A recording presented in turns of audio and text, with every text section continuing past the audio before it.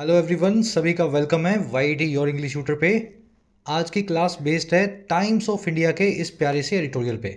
The Hindu नहीं पढ़ेंगे, आज टाइम्स ऑफ इंडिया पढ़ेंगे, क्योंकि एक ही चीज़ को रोज़ रोज़ पढ़ने से आपका दिमाग का दायरा और पढ़ने की जो स्किल्स है वहीं तक लिमिटेड हो जाती है। तो इसलिए एक अखबार की पूंछ हमें नहीं पकड़नी है, अखबारों को बदलते हुए अपनी रीडिंग को कंटिन्यू करना है। ये आर्टिकल जो आज का आप देख रहे हैं एडिटोरियल, ये लिखा गया है कानून के नए किताब पे। अभी तक कानून की जो पुरानी किताबें चल रही थी 200 साल पुरानी, जो अंग्रेज हमें दे गए थे, कैसे भारत सरकार इन किताबों को फिर से लिखने की कोशिश कर रही है।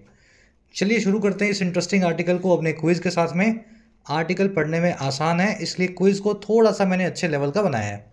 आर्टिकल में बहुत सारी ग्रामर वोकेबलरी आपको मिलेगी जो आप सीखेंगे और इस क्विज पे आप अप्लाई करेंगे। क्लास के लास्ट में हर लड़के और लड़की के 5 में से 5 या 6 में से 6 मार्क्स आने चाहिए। शुरू करें क्लास को। चलिए आइए कुछ नया सीखते हैं।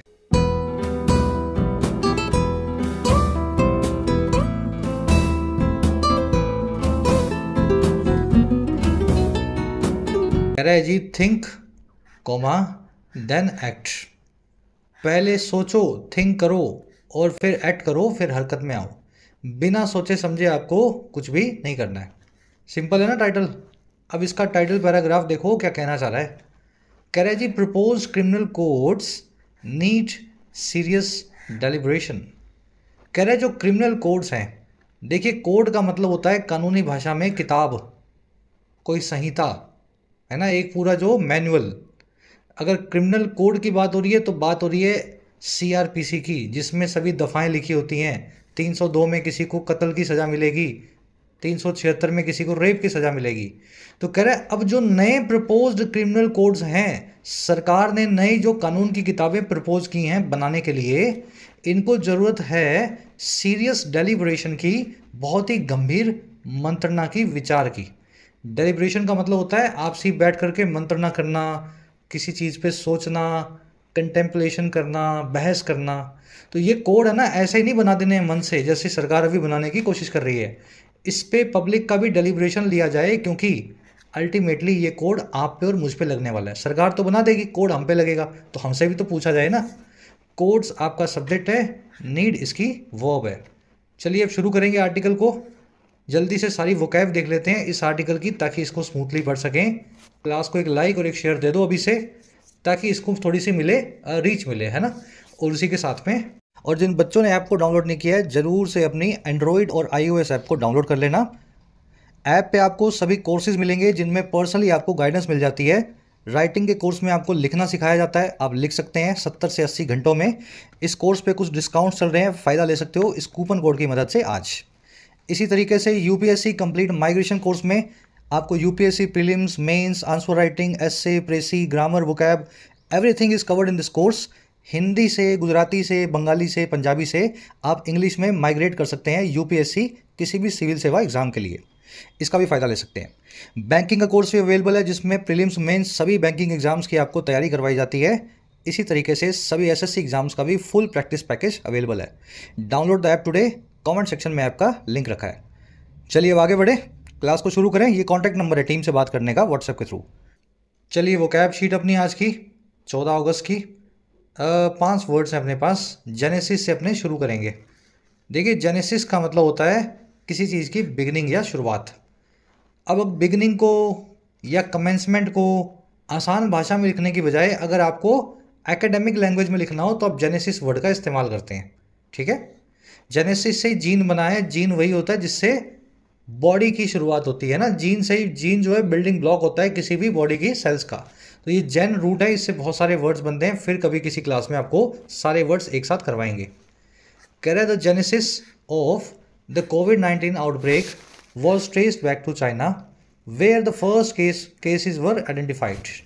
जो जेनेसिस है, शुरुआत है कोविड-19 की महामारी की या उसके फैलाव की, आउटब्रेक की, वो ट्रेस की गई थी, उसको ढूंढा गया था चाइना की तरफ, जहाँ पे पहले जो केस हुए थे कोविड के, उनको आइडेंटिफाई किया गया था, उनको पहचाना गया था। तो जहाँ पे पहले केस मिले हैं, सबसे ज़्यादा केस मिले हैं, वहीं पे अपने जेनेसिस को ट्रेस कर सकते हैं, शुरुआत को ट्रेस कर सकते हैं, ठीक है। ये अच्छा सा वर्ड आर्टिकल में देखेंगे। नेक्स्ट वर्ड है अपना कंटेंट विद। ये वर्ड मेरे ख्याल से सभी को आता है, फ्रेजल वर्ब है ये। Content with, deal with, put up with, और देखो, grapple with, cope with, wrestle with, tackle या फेस, ये सारे वर्ड्स बात करते हैं किसी चीज़ से निपटने की या जूझने की। समस्याओं से जूझ रहे हैं तो you are coping with difficulties और हार्डशिप। कोई इंसान जो है असफलता से जूझ रहा है, फेलियर से जूझ रहा है, that person is grappling with failure. तो देखो ये वर्ड आपको सारे आते हैं, याद रखने वाला इसमें यही है कि कॉप के साथ में विद आएगा, बीच में अप नहीं लगाना, ठीक है, कॉमन सी मिस्टेक जो आप करते हैं। दूसरा, टैकल और फेस के साथ में विद का इस्तेमाल नहीं होता है। बाकी सब वर्ड तो ले रहे हैं with, wrestle with, cope with, deal with, tackle और फेस जो है विद का इस्तेमाल अपने साथ में नहीं करते, इनके साथ मत लगाना। Contending with failure and turning it into success is the art of living.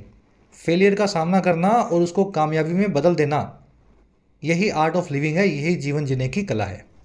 चलिए, कंटेंट विद या रेसल विद आर्टिकल में आज आप देखेंगे। बड़े नेक्स्ट की तरफ। अब मैं अभी बता रहा हूँ, पुट अप विद लगाओगे तो अप आएगा, कोप विद लगाओगे तो अप नहीं आएगा, टैकल के साथ में विद नहीं लगाना। ये क्लास के लास्ट में क्विज में ये सारे क्वेश्चन आपसे पूछे हुए हैं। नेक्स्ट जो अपने फ्रेजल वर्ब है ये है सेट असाइड, ले असाइड या पुट असाइड।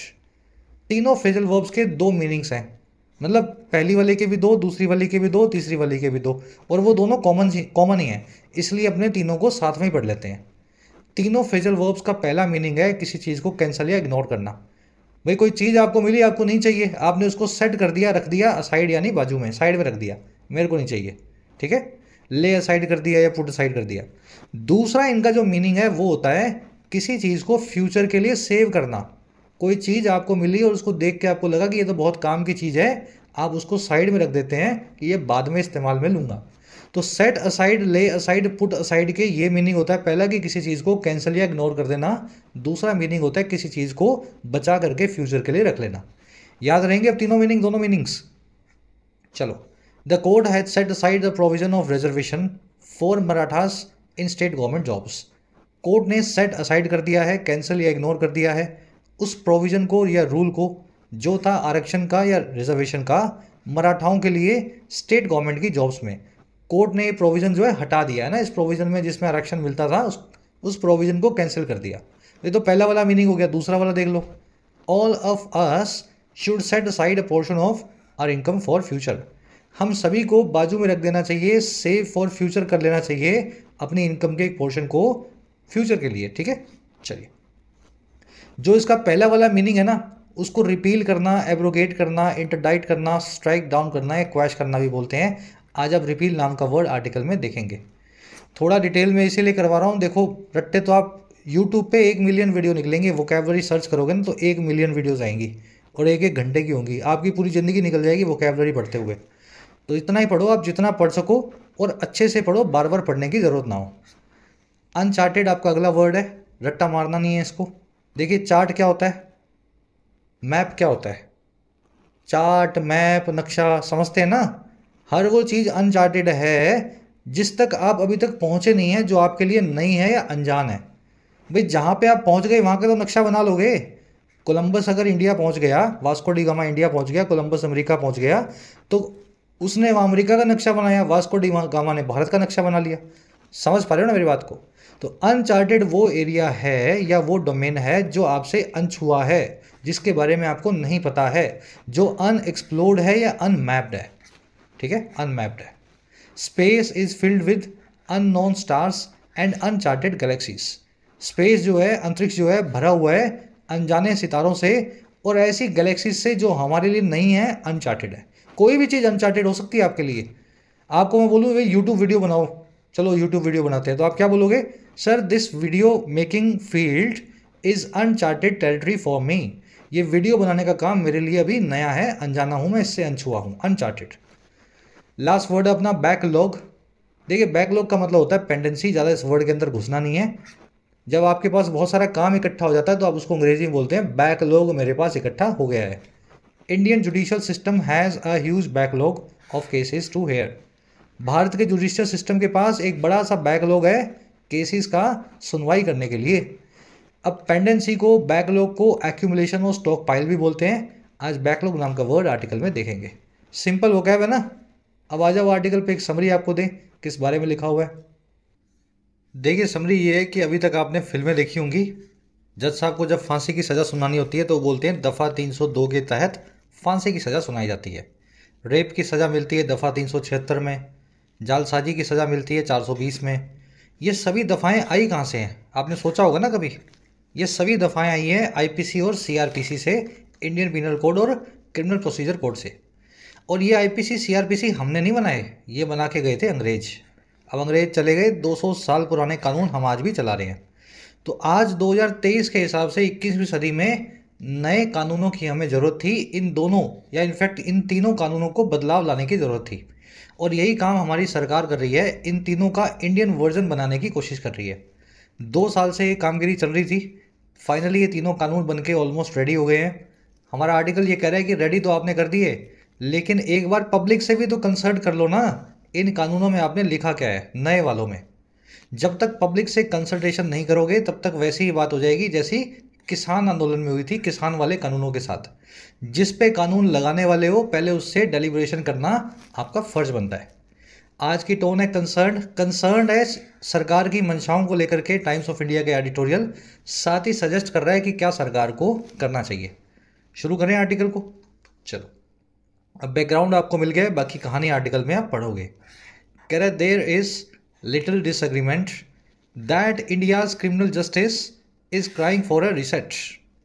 कह रहे जी ना के बराबर ही डिसएग्रीमेंट है। लिटिल जब अकेले आ जाए, इसके आगे अ ना लगा हो, एन ना लगा हो, द ना लगा हो, तब इसका मतलब होता है जी ना के बराबर, अगर ये तीनों ना लगे। कह रहे जी ना के बराबर ही डिसएग्रीमेंट है, इस बात पे ना के बराबर ही बहस है।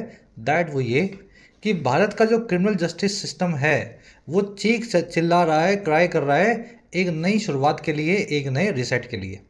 200 साल पुराना सिस्टम हम चला रहे हैं और सबको पता है इसको बदलने की ज़रूरत है।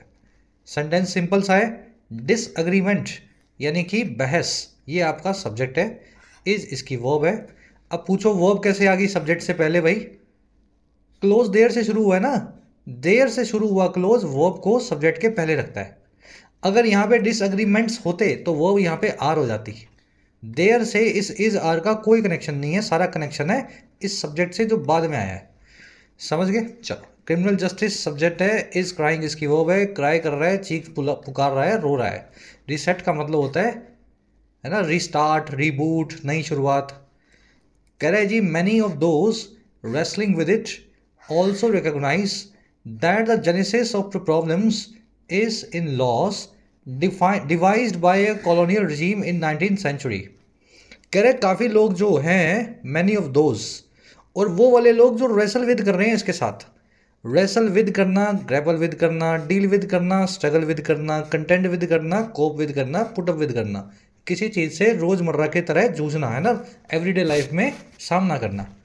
कह रहे जी बहुत सारे लोग जो हर रोज़ की लाइफ में क्रिमिनल जस्टिस सिस्टम से रेसल कर रहे हैं, हमारे जज, हमारे वकील, हमारे अक्यूज्ड, कह रहे वो भी रिकॉग्नाइज करते हैं इस बात को, वो भी पहचानते हैं इस चीज़ को कि जो जेनेसिस है, जो शुरुआत है, जो बिगनिंग है, बर्थ है सारी प्रॉब्लम्स का, वो है उन लॉज में, उन कानूनों में। The genesis in the laws जो कि डिवाइस्ड हैं, जो बनाए गए हैं एक उपनिवेशवादी प्रशासन के द्वारा, सरकार के द्वारा, जो थी 19वीं सदी की।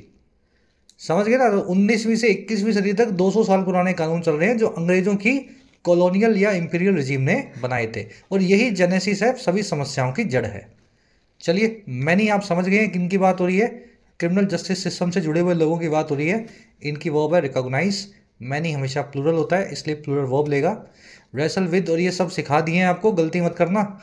क्विज में पूछा हुआ है आपसे साफ साफ। कोप के बाद में मैंने आप लगाया हुआ है, अप नहीं आएगा, याद रखना इस चीज़ को, है ना। टैकल के बाद में विद नहीं आएगा।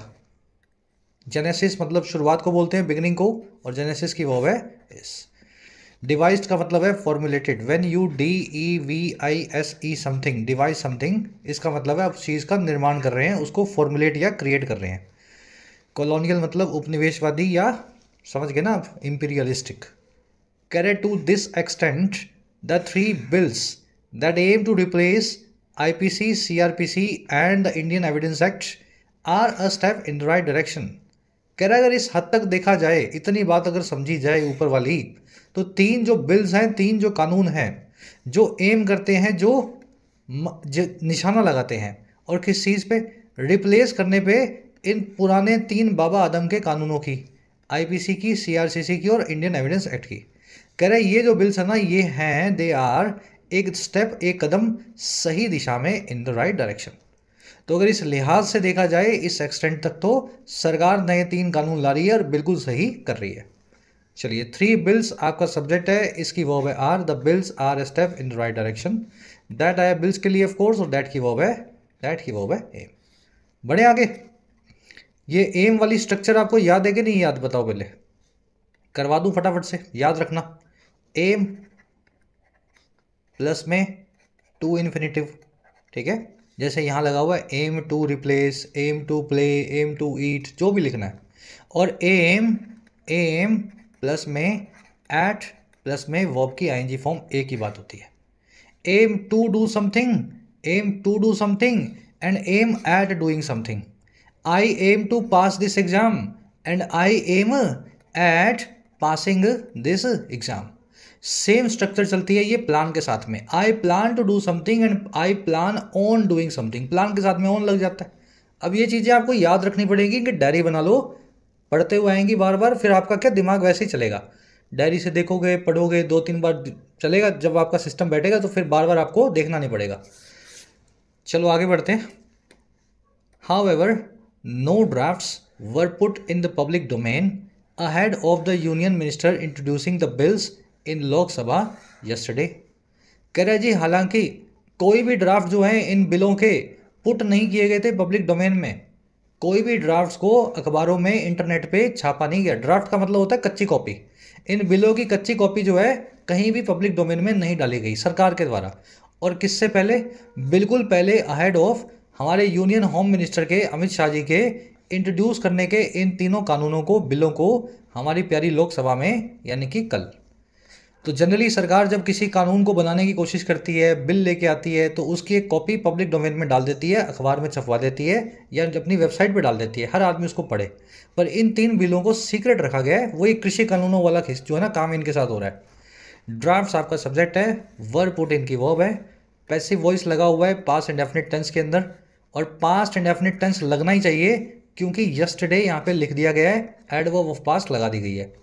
अगर एडवर्ब ऑफ पास्ट ना होती तो यहाँ पे वर्ब पुट की जगह पे हैव, बिन पुट भी लगाया जा सकता था। समझ पा रहे हैं ना? बेसिक्स कर लिए इतने तो आपने। चलो रिवीजन हो जाता है जिनके बेसिक्स हो गए बच्चों के। अहेड ऑफ का मतलब होता है बिफोर या प्रायर टू। चलिए और क्या हुआ? और ये बदमाशी हुई, nor has the reforms committee that started working on this bills bang in the middle of the pandemic been very transparent in its functioning. और ना ही जो रिफॉर्म्स कमेटी है, सरकार की सुधार बनाने वाली कमेटी है, सुधार लाने वाली कमेटी है, जिसने शुरुआत किया था वर्क करना इन 3 बिलों पे, bang in the middle of pandemic में। In the middle of pandemic मतलब पैंडमिक के बिल्कुल बीच। और बैंग यहाँ पे एडवर्ब है। बैंग का मतलब होता है प्रिसाइजली, ठीक। कह रहे इस कमेटी ने, जिसने महामारी के बिल्कुल बीचों बीच तीनों बिलों पे काम करना शुरू किया था, कह रहे नोर, ना ही, नोर वो रही है ट्रांसपेरेंट, बहुत ही पारदर्शी अपनी फंक्शनिंग में, अपनी कामकाज में। तो इस कमेटी ने क्या सोचा, क्या बिल बनाए, क्या, समझ गए ना? कुछ नहीं बताती है पब्लिक को, बस काम कर रही है 2 सालों से और बिल बना के अब अमित शाह जी के हाथ में रख दिए। चलिए, रिफॉर्म्स कमेटी की वर्ब है हैज़ बिन। अब आप पूछोगे हैज़ यहाँ, बिन यहाँ, अभी थोड़ा सा रुको, समझाते हैं, ठीक है। रिफॉर्म्स कमेटी की वर्ब है हैज़ बिन। दैट आया कमेटी के लिए, दैट की वर्ब है स्टार्टेड V2 के अंदर। बैंक यहाँ पे एडवर्ब का काम कर रहा है। बैंक का मतलब होता है डायरेक्ट या precise. Precise in the middle of the pandemic, बिल्कुल जो है पैंडमिक के बिल्कुल बीच इस कमेटी ने काम को शुरू किया था। अब अपने आप से सवाल पूछो, हेल्पिंग वर्ब को सब्जेक्ट से पहले रखा गया है और मेन वर्ब को बाद में रखा गया है। ये बीच वाला तो चलो ठीक है, ये रिलेटिव क्लोज है, ये होता या ना होता कोई बात नहीं। रिफॉर्म्स कमेटी के बाद आई है मेन वर्ब और हेल्पिंग वर्ब आई है पहले। तो ऐसी कौन सी मुसीबत आन पड़ी थी सेंटेंस में जो इतना उल्टा सीधा करना पड़ा? एक बार सोचो। ग्रामर सीरीज का पार्ट नंबर 20 है, बेसिक वाला, जहाँ पे इस कॉन्सेप्ट को करवाया गया है। अब इस कॉन्सेप्ट को अपने करेंगे, थोड़ा अपने आगे फ्लो बनाते हैं। कह रहा है the parliamentary standing committee to which the bills have been sent now needs to pick up all this slack. कह रहा है पार्लियामेंट्री स्टैंडिंग कमेटी जो है, जिसको टू विच, जिसको ये सारे बिल्स भेजे गए हैं, कह रहा है अब उसको ज़रूरत है पिकअप करने की, सारी इस स्लैक को, इस सारे कचरे को उठाने की। तो ये जो सारा कचरा इन्होंने किया है ना, रिफॉर्म कमेटी कुछ बता नहीं रही, होम मिनिस्टर जो है बिलों को छाप नहीं रहा, सर पब्लिक जो है डोमेन में ला के दे नहीं रहा, कह रहे ये सारी स्लैक को, सारे कचरे को पार्लियामेंट्री कमेटी को उठाना पड़ेगा। स्टैंडिंग कमेटी जो है सही कदम उठा करके इन बिलों को पब्लिक डोमेन में रखना चाहिए उसको। स्टैंडिंग कमेटी आपका सब्जेक्ट है, नीड्स इसकी वर्ब है, बिल सब्जेक्ट है, हैव बीन सेंट इनकी वर्ब है। पिकअप द स्लैक का मतलब होता है कचरे को उठाना। स्लैक वर्ड के बहुत सारे मीनिंग है, एक मीनिंग है कचरा, दूसरा मीनिंग है आपकी काम चोरी। अगर उस तरीके से देखें तो पिकअप द स्लैक का मतलब है काम चोरी जो हुई है उसको सही करना, और कचरे वाले मीनिंग से देखें तो पिकअप द स्लैक का मतलब है जो कीचड़ फैल गया है उसको साफ करना। दोनों ही तरीके से ये फ्रेजल वर्ब फिट बैठती है और दोनों ही तरीके से यूज भी होती है, ठीक है, याद रखोगे आप। स्लैक वर्ड को याद रख लेना, काम चोरी और कचरे दोनों के लिए इस्तेमाल होता है। चलिए और आगे बढ़ते हैं। कह रहा है this mammoth legislation will potentially impact every single person in the country, so wide stakeholder consultation is a must. कह रहा है ये मैमथ लेजिस्लेशन जो है, ये बड़ा जो कानून है, मैमथ, मैमथ मतलब ह्यूज जाइंट जो है, समझ गए ना अपने आप में, जिसके बहुत कॉन्सिक्वेंसेज हों। कह रहा है ये जो बड़ा कानून जो है, जो पोटेंशियली या संभावित तौर पे इम्पैक्ट करेगा हर एक आदमी को इस देश में, आपको भी और मुझको भी। कह रहा है इसलिए वाइड स्टेक होल्डर कंसल्टेशन जो है वो एक मस्ट है, एक जरूरी चीज़ है। स्टेक होल्डर कंसल्टेशन क्या होती है? कंसल्टेशन यानी बातचीत, स्टेक होल्डर मतलब भागीदारों के साथ जिन पे ये कानून लगेगा, आप पे, मुझ पे, वकीलों को केस लड़ना है, जजों को, समझ गए ना, तो सभी स्टेक होल्डर से कंसल्टेशन जो है जरूरी होनी चाहिए ऐसे केसेस में। लेजिस्लेशन आपका सब्जेक्ट है, विल इम्पैक्ट इसकी वर्ब है, मैमथ का मतलब होता है बड़ा, विशालकाय, अ मस्ट एक नाउन है, इसका मतलब होता है एक जरूरी चीज़, कंसल्टेशन की वर्ब है इस। चलो अब जल्दी से आ जाओ ऊपर वाले कॉन्सेप्ट पे। यहाँ पे नोर क्यों नहीं लगा? देखो नोर तो मैं बता दूंगा, उससे पहले एक गलती आपने पिछले वाले सेंटेंस में मिस कर दी। जिसने लिखी होगी कमेंट्स में बता देना, ठीक है, जिसको याद है वो कमेंट्स में मैं देख लूंगा उसका। लोकसभा से पहले द नहीं लगा हुआ, होगी ना गलती इससे। टाइम्स ऑफ इंडिया वाला ग्रामर की गलतियां खूब करता है, द हिंदू वाला थोड़ा कम करता है। तो द लोकसभा, द राज्यसभा, आपको पता है हमेशा ऐसे लगाया जाता है, पार्लियामेंट से पहले द नहीं लगता, लोकसभा से पहले लगता है, तो ये गलती आपको पकड़नी थी। नोर के आगे ये सब कुछ इसलिए हुआ है क्योंकि इंग्लिश में कुछ नेगेटिव एडवर्ब्स हैं जो अगर क्लोज की या सेंटेंस की शुरुआत में आ जाए, क्लोज ही लिख देता हूँ, क्लोज, ठीक है। क्लोज क्या होता है? सब्जेक्ट वर्ब का पेयर। जो अगर क्लोज की शुरुआत में आ जाए तो क्लोज में इन्वर्जन करवा देती हैं। अब आप बोलेंगे सर ये क्या होता है?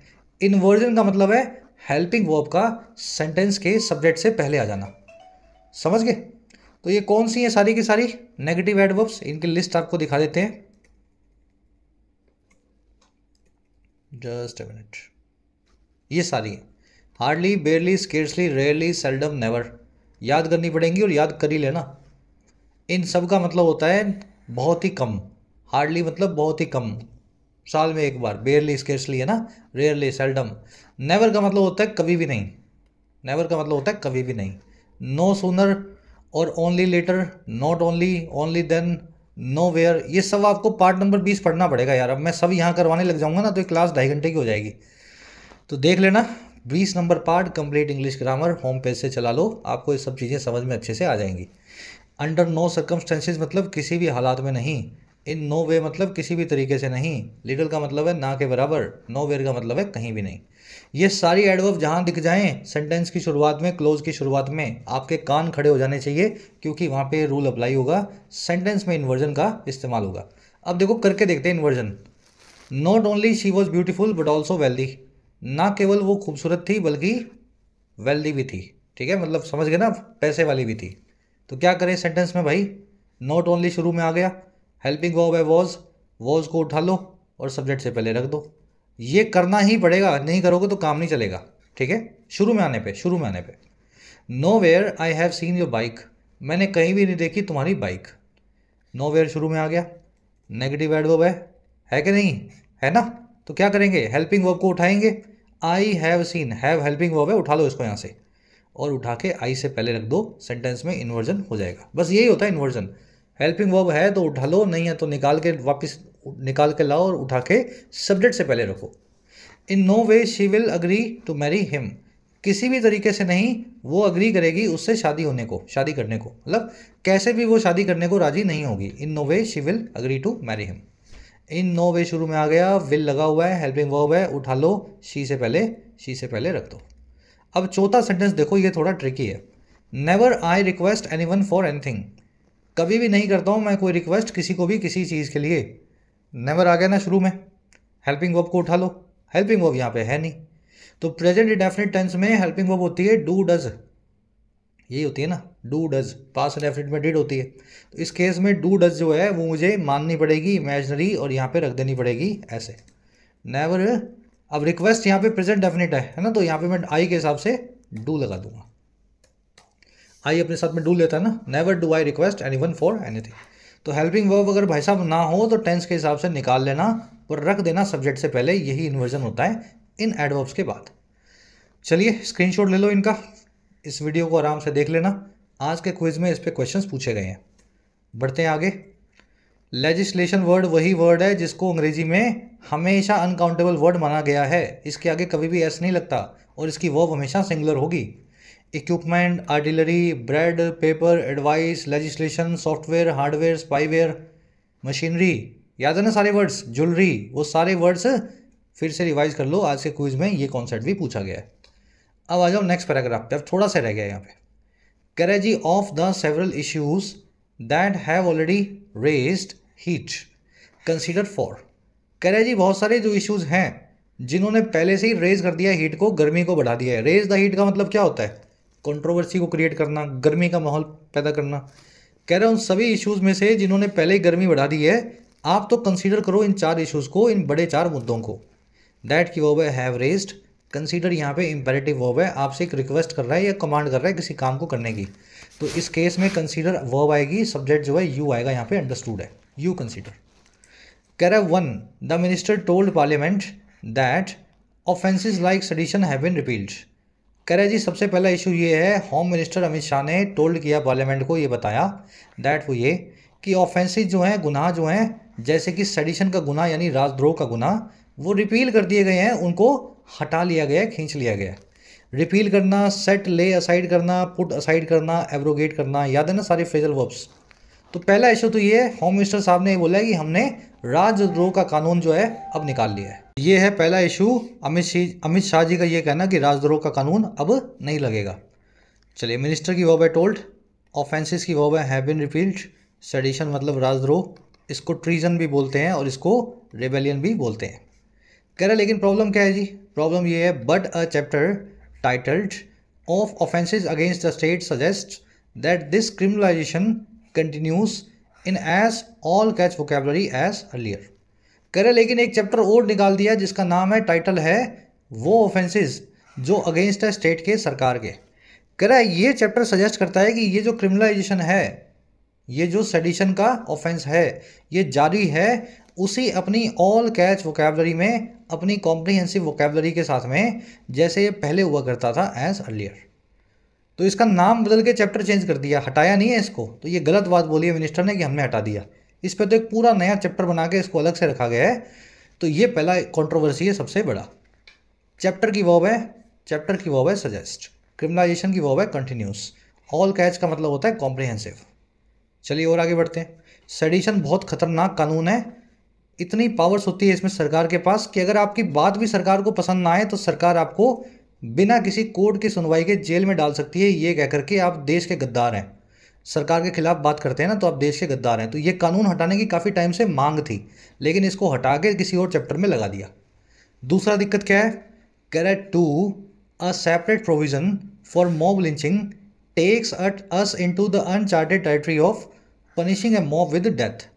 कह रहा है एक सेपरेट प्रोविज़न आया है, नया कानून डाला गया है मॉब लिंचिंग के लिए, भीड़ द्वारा की गई हिंसा के लिए, और ये कानून जो है हमें टेक कर जाता है, ले जाता है उस नए अनछुए डोमेन में या एरिया में या टेरिटरी में जो है पनिश करने का एक मॉब को डेथ के साथ में, यानी कि फांसी के साथ में। डेथ तो अपने फांसी के थ्रू ही देते हैं ना, तो इसमें एक नया कानून ये डाला गया कि मॉब लिंचिंग में मॉब को ही फांसी दे देंगे।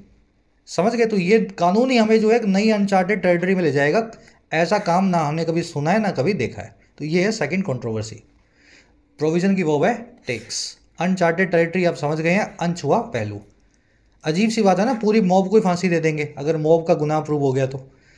कह रहे 3, marital rape is still not criminalised, a truly regrettable decision. कह रहा है तीसरा जो मैरिटल रेप है, मैरिटल रेप क्या होता है? एक मैरिज में किया गया रेप है ना, हस्बैंड द्वारा वाइफ के ऊपर या वाइफ द्वारा हस्बैंड के ऊपर। कह रहा है इसको अभी भी क्रिमिनलाइज नहीं किया गया है, मैरिटल रेप को अभी भी एक कानूनी गुनाह नहीं बनाया गया है। शादी होने के बाद आप रेप कर सकते हैं, मतलब रेप करेंगे तो कोई उस पर कोई सज़ा नहीं है। कह रहा है जो कि अपने आप में सच में एक रिग्रेटेबल डिसीजन है, एक बहुत ही अनफॉर्चुनेट या डिसअपॉइंट करने वाला, रिग्रेट करवाने वाला फैसला है। मैरिटल रेप की वर्ब है इज क्रिमिनलाइज्ड या इज नॉट क्रिमिनलाइज्ड। रिग्रेटेबल समझते हैं आप, अनफॉर्चुनेट या डिसअपॉइंटिंग। चौथी क्या कंट्रोवर्सी है? कह रहे 4, criminal defamation remains as do the loosely worded categories it applies to. कह रहे चौथा ये कि क्रिमिनल डेफेमेशन अभी भी बनी हुई है। डेफेमेशन होती है मानहानि, क्रिमिनल का मतलब है एज ए क्राइम के तौर पे। आपने किसी को कुछ कह दिया और आप पे डेफेमेशन का केस हो गया और आप जेल में भी चले गए और आपसे पैसे भी सरकार ने हट लिए, मतलब सामने वाली पार्टी ने। तो ये क्रिमिनल डेफेमेशन का जो कानून है ये आज भी बना हुआ है, जैसा कि वो loosely worded categories, loosely worded मतलब प्रिसाइजली उसी वर्डिंग में नहीं है, थोड़ी सी चेंज होकर के है, लूज वर्डिंग में है। कह रहे वो कैटेगरीज जहाँ पे ये अप्लाई होता है, जहाँ जहाँ ये केस लगाया जा सकता है। डेफेमेशन आपका सब्जेक्ट है, मानहानि बोलते हैं इसको, कैरेक्टर असैसिनेशन बोलते हैं या विलिफिकेशन भी बोलते हैं। ठीक है, कैटेगरीज की वर्ब है डू और इट की वर्ब है अप्लाइज। कह रहे this is another missed chance at modernisation. ये एक और मिस किया हुआ चांस है, हाथ से निकलता हुआ मौका है भारत के संविधान को या भारत के कानून को मॉडर्न बनाने का। दिस की वर्ब है इज। चलिए लास्ट पैराग्राफ देखेंगे। कह रहा है while there is a lot of focus on oiling and speeding up the wheels of justice, some of it flies over infrastructural reality. कह रहे एक प्रॉब्लम और है इस कानून में, तीनों कानूनों में ये प्रॉब्लम है कि जहाँ बहुत सारा फोकस है तेल देने में और स्पीड अप करने में, न्याय के पहिए को, गाड़ी को तेल देते हैं ना, ऑयलिंग करते हैं ना उसके व्हील्स की, ताकि गाड़ी जो है स्मूथली रन करे, वैसे ही न्याय का जो चक्कर है, जो पहिया है, वहाँ पे भी खूब सारा तेल डाल के उसको तेज़ करने की कोशिश की गई है इन कानूनों के अंदर। लेकिन कई सारी जो चीज़ें हैं वो पूरी तरीके से सर के ऊपर से निकल जाती हैं, फ्लाई ओवर कर जाती हैं, जो हमारी इंफ्रास्ट्रक्चरल रियलिटी हैं, देश के ढांचे से जुड़ी जो हकीकत है। अब कैसे होगा ये आगे बताएगा। फोकस जो है इसका सब्जेक्ट है, ये सब्जेक्ट है और इसकी वर्ब है इज। अगेन देयर से क्लोज शुरू हुआ इसलिए सब्जेक्ट को वर्ब के बाद रखा गया है। यहाँ फोकस, इसका अगर प्लूरल होता तो वर्ब हो जाती आर। अच्छा, फोकस का प्लूरल क्या होता है आपको पता है क्या? क्या होता है फोकस का प्लूरल? फोकसेज होता है क्या? बताना कमेंट्स में जिन बच्चों ने नाउन चैप्टर पढ़ा है। फोकस, रेडियस, इन सभी वर्ड्स का प्लूरल कैसे बनाते हैं। ठीक है, सम की वर्ब है फ्लाई। जिन बच्चों को नहीं आता एक छोटा सा गूगल सर्च करना, नहीं तो ग्रामर सीरीज चलाओ, आपको ये सारी चीज़ें डिटेल में करवाई हुई हैं। कह रहा है जी ये कैसे हो रहा है। For example, forensic teams mandatorily visiting crime scenes for offences involving punishment more than 7 years is an impossible demand nation wide. कह रहे एग्जाम्पल के तौर पे जो फोरेंसिक टीम होती है, जो इन्वेस्टिगेशन करने वाले डॉक्टर्स की जो टीम होती है, ऐसा समझ लो। कह रहे जिसका मैंडेटरी विजिट करना है या ज़रूरी तौर पे विजिट करना है क्राइम सीन्स को, ऐसे गुनाहों के लिए जिनमें 7 साल से ज़्यादा की सज़ा है। कह रहा है ये अपने आप में ही टीम्स का जो विजिट करने का काम है, ये अपने आप में एक इम्पॉसिबल डिमांड है नेशन वाइड, पूरे देश में। और कब? When the backlog in even metropolitan labs runs into years. कह रहा है जहाँ पे जो बैकलॉग है, पेंडेंसी है, यहाँ तक कि बड़ी बड़ी मेट्रोपॉलिटन लैब्स में, दिल्ली, कलकत्ता, मुंबई, चेन्नई और अहमदाबाद की लैब्स में वो रन कर रही है सालों में, ईयर्स में। इतनी पेंडेंसी पड़ी है फॉरेंसिक एक्सपर्ट्स के पास में पुराने केसों की।